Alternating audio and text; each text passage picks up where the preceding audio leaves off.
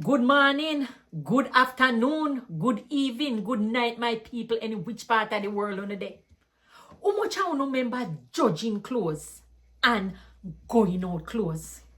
I remember, when I was growing up with my granny, it judging clothes was different from it going out clothes, And you can't wear going out clothes in a yard or judging clothes for God. I remember one time I come from church and I was in the yard playing in my frock. My granny come out and say, Handra, no. You come in a house, come take off your going out clothes and go put on your judging clothes before you go ramp with the picnic them. How much I want to remember them they sitting there. Drop a line below my people and make me hear for no memories if you have any of judging clothes versus going out clothes back in idea.